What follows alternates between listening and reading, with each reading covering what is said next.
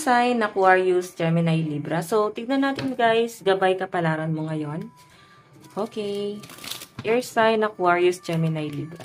So, yun guys, sa mga nais pa lang magpa-private reading, no? Ayan, iwan ko na lang yung link sa atin pong description box below. Okay, yung Facebook po. Yung sa Facebook. Air sign. Oops. Meron tayong play.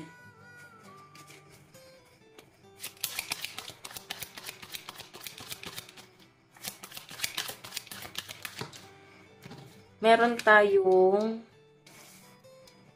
sensitivity. Okay. Take up space and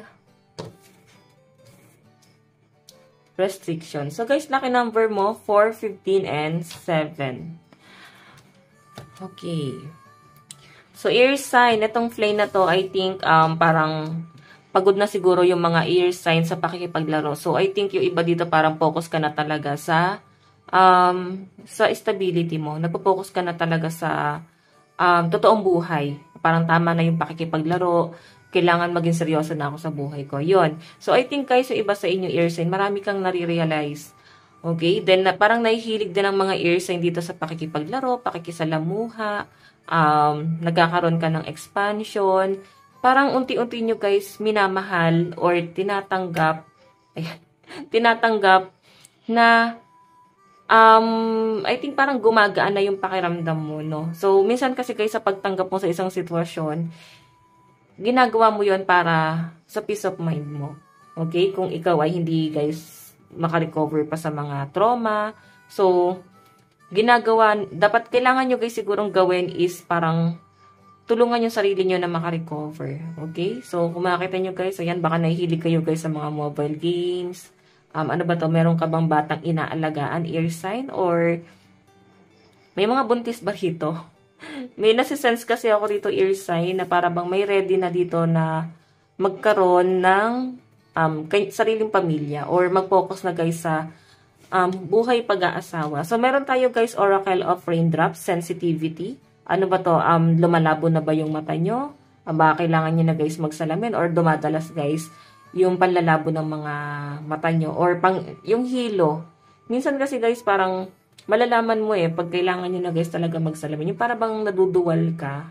So kasama rin yun guys kasi diba pag nahihilo ka, ibig sabihin lumalabo yung mata mo. Parang, o pwede rin naman guys may ibang dahilan. Pwedeng may migraine, hindi ka guys nakakatulog or hindi normal yung tulog nyo. Hindi normal yung pattern ng tulog mo.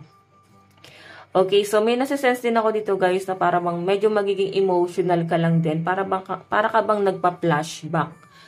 May mga marirealize ka na pwedeng parang hindi nyo guys na-enjoy. At pala in-enjoy nyo. Ito oh.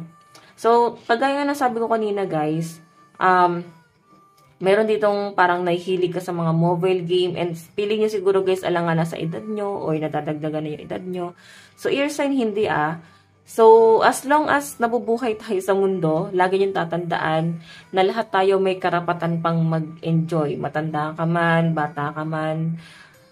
Walang judgment. Huwag nyo isipin guys na sasabihin ng ibang tao. Mag-enjoy ka lang. Okay? So, meron tayo guys the Emperor.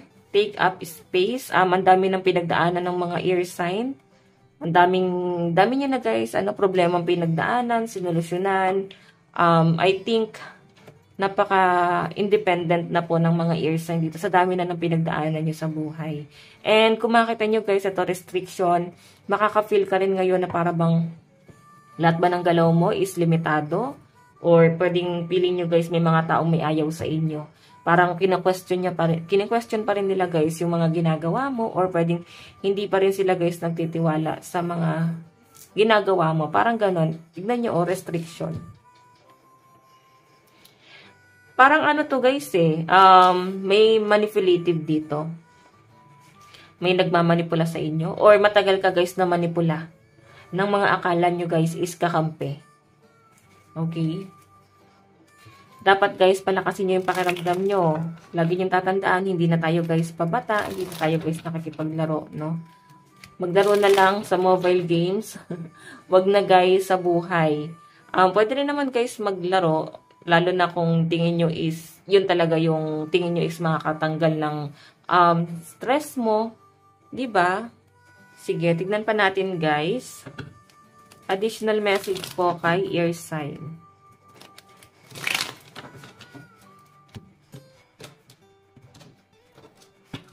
Air sign.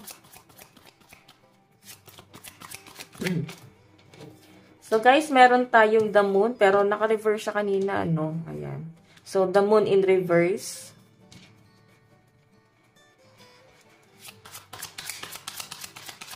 Parang meron kang iniisip dito na isang tao na siguro guys, may nanipula ka nito eh. May, parang nagsisi yung iba sa inyo. Nagsisi ka, naniniwala ka sa tao yun. Parang feeling nyo guys, sila yung sumira sa buhay mo. Parang ganun. Matagal kang naniwala dito. Tignan pa natin. Okay, so meron tayong naka-reverse na naman to. 8 of Swords in reverse. Sige, reverse na nga natin to para mas madaling basahin. So, kung makikita nyo guys, ikaw, may mga nagsikreto sa'yo or parang may pagtataksil. Kung makita nyo guys, ni-reverse natin to, lumaki yung pusa, no? Naging, ano ba to, tigri ba to, or ano ba yun? Basta naging ganon. Di ko alam ano tawag dyan. Basta naging malaki siya, so I think nakakawala na yung iba sa inyo sa isang manipulative na energy. Sa isang toxic na tao. Nakakawala ka na, oh. 8 of Swords in reverse. Tignan pa natin. So, meron tayo guys, Queen of Pentacles. Okay, so air sign, expect mo, ang dami mong magiging realization dito. So, ang pinaka nakikita ko rin dito, air sign, parang magpo-focus ka rin sa mga pera mo. Ayan, no? Kung feeling nyo guys, ang dami nyo guys, pagkakamali na nagawa before, siguro ngayon is parang, aayusin mo na siya, no? Parang itatama mo na siya. Ace of Swords, kasi guys, parang realization to, no? So, kailangan guys, parang kailangan may magpa-realize talaga sa mga air sign, or siguro kailangan magkaroon kayo guys ng mga taong makakausap na parang malawak. Yun yung nasasagap ko. Or mas maging malawak pa. Malawak yung kanilang isipan na pwedeng magtama sa mga maling action na nagawa nyo before. So, meron tayo guys, 5 of Pentacles dito sa bottom of the deck mo. Pwedeng nare-realize din ng mga air sign dito na mas importante ang inyong hanap buhay, ang inyong kaperahan.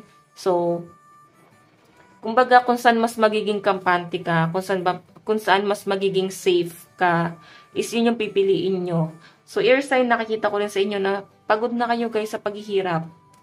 Okay? Pagod na kayo guys sa pagtulong. Pwede naman kasi ang air sign, pwede naman kasi air sign na ang intention mo is tumulong lang sana. Pero yung pagtulong na ginawa nyo is naging responsibilidad mo na sila. Okay? Ayan. So, air sign, expect mo na kasi itong Queen of Pentacles mo lang yung hindi naka-reverse dito, tapos yung Ace of Swords. So, I think ang mas nagiging realization mo na dito, guys, is yung resources mo. Mas magpo-focus ka talaga sa pera mo. Parang mas nag-mature na kayo, and then parang iniwan nyo na, guys, yung mga pangit na nangyari sa nakaraan. Okay? Yung mga hindi na, guys, tamang nangyari sa inyo. Pwedeng trauma lang, guys, yung inabot nyo. Trauma lang guys yung naging resulta ng mga paghihirap mo sana nun. 'Di ba? Sige, tingnan pa natin guys ang inyong advice. Meron po tayong lighten up. So, sabi ko sa inyo guys, may naliliwanagan. Okay. Tingnan pa natin.